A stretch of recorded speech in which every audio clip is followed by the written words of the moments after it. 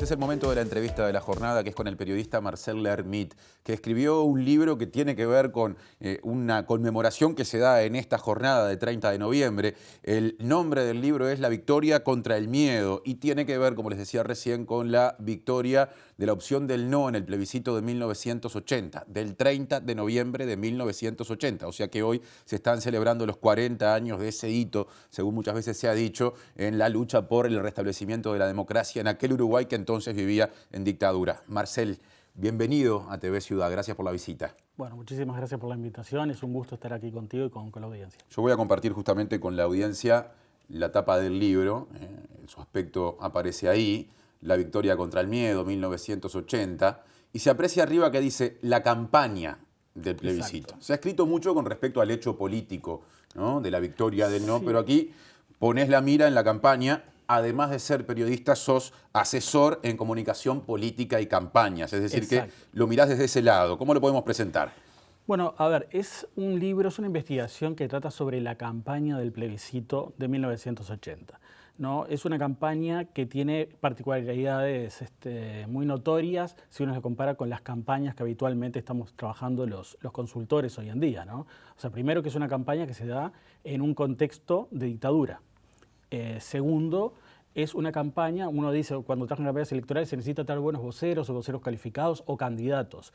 En este caso es una campaña donde los voceros calificados estaban presos, estaban proscriptos, estaban exiliados, o incluso había algunos que estaban muertos, como el caso de Michelini y Claro. Gutiérrez Ruiz. Entonces tienen que surgir nuevos voceros que queden validados ante la ciudadanía y puedan hacer llegar el mensaje. Y después está el rol de los medios de comunicación también, ¿no? Los medios de comunicación, uno tiene que hacer llegar en las campañas electorales su mensaje a través de los medios de comunicación, más en el año 80 que no había redes sociales. Entonces, bueno, los medios de comunicación en el año 1980 estaban prácticamente todos a favor del sí, salvo algunas excepciones, como era el caso de la revista La Plaza de Canelones, que era una revista pequeña, fundada por Felisberto Carámbula, padre de Marcos y Gonzalo Carámbula. Estaba el suplemento La Semana, que era un suplemento que salía con el Diario El Día. El Diario El Día estaba más cercano editorialmente al sí que al no, pero La Semana era una trinchera del no. Y estaba Opinar, que surge en el mismo año 1980 y lo encabeza Enrique Tarigo, ¿no? Que es así, es una de las grandes trincheras del no. Y en radio, bueno, estaba Germán Araujo, que también era uno de las personas más notorias defensoras del no. En CX30 Radio Nacional. Exacto. Luego, a partir de ese rol que desempeñó desde la 30, pasa a ser una figura notoria del Frente Amplio, aliado del Partido Comunista, parlamentario, electo senador en 2 ocasiones, ¿no? Exacto, sí, cobra relevancia, mucha relevancia con su trabajo periodístico y finalmente termina desembocando en la política partidaria. Claro, podríamos decir lo mismo de una figura como Enrique Tarigo, que se vuelve un actor político saliente una vez que se da la transición en el Partido Colorado con otras ideas, pero que también es central en la campaña antes del plebiscito. Exacto, en 1980 Tarigo en un principio no era una persona muy conocida, Claro. ¿no? Dentro vos hablás con la gente del Partido Colorado, en algunas de las entrevistas que realicé, y te dicen que a Tarigo le decían Tarigo mucho gusto. Le presentaban como Tarigo mucho gusto, porque la gente no lo conocía a la cara, entonces cada vez que él salía a una actividad pública, saludaba, le daba la mano y decía, hola Tarigo, mucho gusto. Entonces a la gente le quedaba esa muletilla y lo llamaba después Tarigo, mucho gusto. Claro. Y termina siendo un personaje central. Y más que central, después cobra una relevancia gigantesca, primero desde Opinar con sus columnas y después en el debate, que es otro de los hitos fundamentales de la campaña 1980. Ya llegaremos al debate. En un momento del libro, en uno de los primeros capítulos, digamos, hablas de que existía resistencia organizada y resistencia no organizada en ese contexto de campaña. ¿Qué quiere decir eso? Bueno, por un lado había una resistencia que era organizada, que eran desde los partidos políticos, ¿no? No pensemos en una planificación estratégica como se puede dar hoy día en los partidos políticos, que se planifica tratando de llegar a determinado objetivo. Pero sí habían partidos y sectores que estaban dentro de todo organizados, ¿no? El Partido Colorado y el Partido Nacional tenían dirigencia, incluso activa. El Frente Amplio tenía una dirigencia que era activa, pero funcionaba en el exterior. Y más allá de eso, había también una resistencia clandestina, absolutamente clandestina y desorganizada, más a nivel de organizaciones sociales, por ejemplo, desde las iglesias, por ejemplo, desde los trabajadores. Pensemos que la CNT estaba ilegalizada, pero los trabajadores seguían militando de una u otra manera en forma clandestina. Lo mismo pasaba con la FEU. Claro. La FEU estaba ilegalizada, pero los estudiantes no agremiados en la FEU, porque no podían trabajar agremiadamente, se organizaban de tal manera que hacían llegar el mensaje del no de las maneras más insólitas que podemos imaginar. Había cooperativas de apuntes, por ejemplo, entonces esas cooperativas de apuntes se aprovechaban para pasarse apuntes de facultad, del liceo, pero al mismo tiempo para pasar información sobre el no. Había murgas estudiantiles. Las murgas estudiantiles no había manera de censurarlas. ¿Cómo censuramos una murga estudiantil? Si no cantan un tablado, Claro. cantan un cumpleaños, cantan en un grupo de amigos y aprovechaban para hacer llegar el mensaje de no. Campeonatos de fútbol organizados por Bienestar Estudiantil. Aprovechaban el campeonato de fútbol y antes del partido, en los entretiempos, también pasaban información, volantes, lo que fuera. Entonces había una resistencia que iba de la mano de los anónimos. Y estos anónimos hacían llegar, desorganizadamente quizás, pero hacían llegar ese mensaje por el no a toda la ciudadanía. El miedo es un elemento crucial en aquel momento del país. Evidentemente era un gran aliado de la opción por el sí y un elemento contra el que tenían que pelear quienes estaban dispuestos a dar la batalla desde la opción del no. Pero también estamos hablando, además de todo lo que imponía una dictadura que perseguía la disidencia, que controlaba medios de comunicación, de un tiempo en el cual algunos elementos que hoy permiten más o menos saber cuál es el estado de la opinión pública no estaban tan aceitados y si existían, me los imagino usados muchas veces de un modo no precisamente transparente. Pienso en las encuestas. ¿Qué se sabía o cómo se hacía en aquel tiempo, que dice la gente consultada, al respecto de esta cuestión de tomarle el pulso a la opinión pública? Bueno, existía Gallup. Solamente Gallup en América Latina, ¿no? Que no es Gallup Estados Unidos, era una franquicia que trabajaba para América Latina, con sede en Uruguay, la dirigía un señor Ferreira de apellido. Gallup hizo al menos 2 encuestas, 2 trabajos de investigación, que eran trabajos que se hacían puerta a puerta o telefónico, y esos trabajos dieron que ganaba el sí por amplio margen, ¿no? Ahora, es difícil juzgar a Gallup a la distancia, ¿no? Porque vos imagínate que te golpeaban en 1980, te golpeaban la puerta de tu casa y te decían, hola, ¿cómo es tu nombre? Ah, Martín. Claro. Y anotaban Martín, edad, vives acá, ¿y qué vas a votar? Y estaba bravo decir, yo voto no. Hacerse cargo de la opción Exacto. contraria a la del régimen. Vos pensás que en ese momento incluso era mucho el miedo de la población, que surgen rumores, por ejemplo, de que dentro de las urnas había como una especie de sensor, entonces la gente si tiraba el voto desde la boca de la urna, le iban a leer qué decía y se iban a dar cuenta si votaba que no. Parece absurdo, pero en un tramo del libro vos aclarás que, yo no sé si es Tarigo, Ponce Echeverry, dirigentes Colorado y Blanco fundamentales en la campaña del no, aclaran especialmente que no hay manera de saber de quién es cada sobre. Hoy nos parece una locura tener que aclarar eso, ¿no? Pero hubo gente que votaba de guantes, porque tenía miedo que quedaran sus huellas dactilares en la papeleta. Claro. Entonces, gente, hoy nos parece ridículo, quizás nos parece insólito, pero hay que mirarlo, hay que entender esa campaña con la cabeza y en los zapatos de los uruguayos que estaban en 1980. Cuando uno abre el libro y empieza a leerlo prácticamente, lo primero que aparece en el primer capítulo es el decreto que el 27 de junio de 1973, entre otras cosas, porque es la consecuencia que habitualmente identificamos primero, disuelve las cámaras, firmado por el entonces presidente, a partir de ese momento ya dictador, sin ninguna discusión, Juan María Bordaberry, que en su artículo segundo, literal C, dice que uno de los cometidos de ese proceso que empezaba la dictadura era elaborar un anteproyecto de reforma constitucional que reafirme los fundamentales principios democráticos y representativos a ser oportunamente plebiscitado por el cuerpo electoral. Esto se le encomendaba al Consejo de Estado, que sustituía a partir de ese momento a las 2 cámaras que funcionan en la normalidad uruguaya en el Parlamento. Es decir, pasan 7 años, 4 meses y 3 días para que eso se concrete, pero vale decir que la idea de discutir una reforma estaba desde el comienzo y esto a veces pasa inadvertido. Sí, estaba desde el comienzo, pero fíjate que el proyecto está un mes antes.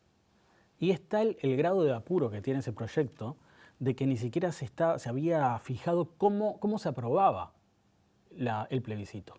O sea, hubo que hacer un decreto faltando algunos días diciendo cómo se aprobaba por mayoría simple, por algún tipo de mayoría calificada. Claro. Faltaba eso. O sea, dentro de todo, si bien se tomaron 7 años para hacer el proyecto, terminó un poco a las apuradas ese proyecto.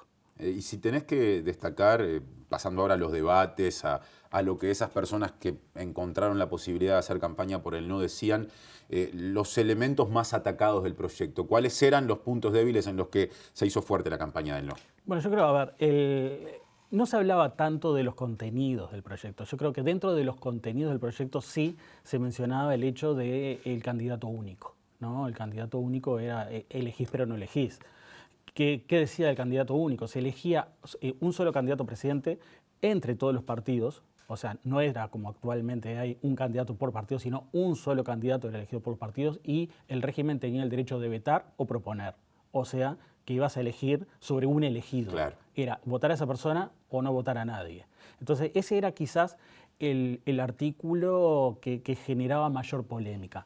De todas maneras, creo que al haber aparecido tan tarde el proyecto constitucional, no dio el tiempo de que se generara un debate sobre el contenido. La gente, o quizás la mayoría de los que votaban por el no estaban votando no a la dictadura y no estaban yendo a lo fino, al detalle de lo que era el proyecto constitucional. Incluso si vos mirás el debate, sobre el final del debate, los demócratas, creo que es Tarigo el que lo dice, se queda un poco molesto, queda un poco frustrado porque no hablaron, no discutieron tanto de los contenidos jurídicos del debate.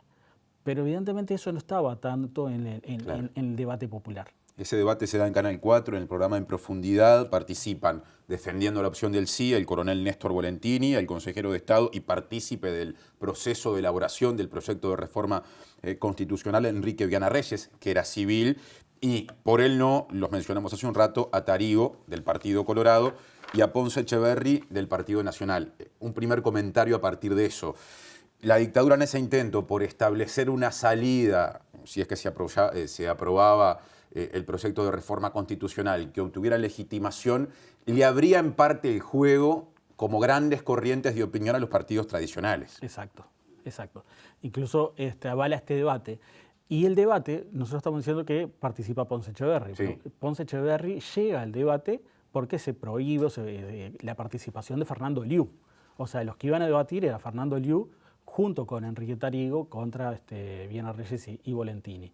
Cuando el régimen ve que es Liu el que va a debatir, dice no, este señor no lo queremos el debate y se cambia por Ponce Echeverri. Un Ponce Echeverri que lo aceptan porque era una persona muy conservadora. Era una persona él se autodefinía como una persona de derecha. Opositor a la dictadura, pero conservador, del herrerismo, si no me equivoco. Exactamente, sí, pero muy, muy conservador y muy respetado por el régimen.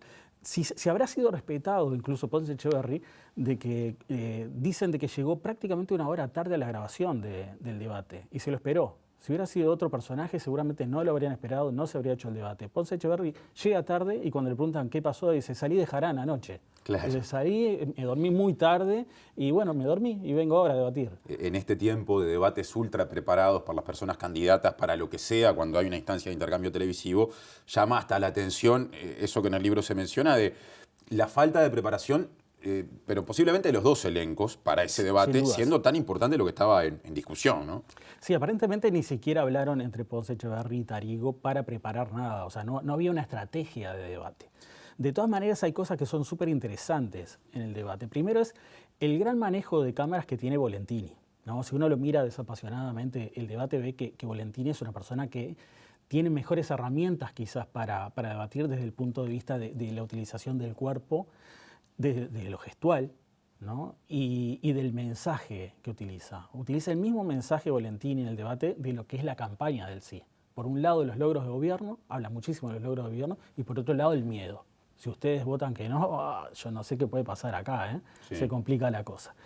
Y por el lado de los demócratas, yo creo que Ponce Echeverri es quizás el más destacado del debate. Si bien Tarigo tenía mucho del debate jurídico y era una persona que debatía bien, incluso tiene un entredicho fuerte con Volentini, Ponce Echeverri tiene lo que un consultor español, Luis Arroyo, dice que se llama la metáfora asesina. Una metáfora que se utiliza en el medio del debate y que es la que rompe todo, ¿no? Y hay una que es famosa en este debate, exactamente, ¿no? Me refiero a esa misma. Vamos a mencionarla. Los rinocerontes. Claro. O sea, hace mención a los rinocerontes y es una metáfora que mucha gente la puede leer de diferentes maneras. Cuando hace referencia a los rinocerontes, él dice de los civiles que cooperan con la dictadura, con el régimen. Se está refiriendo a ellos y los llama rinocerontes.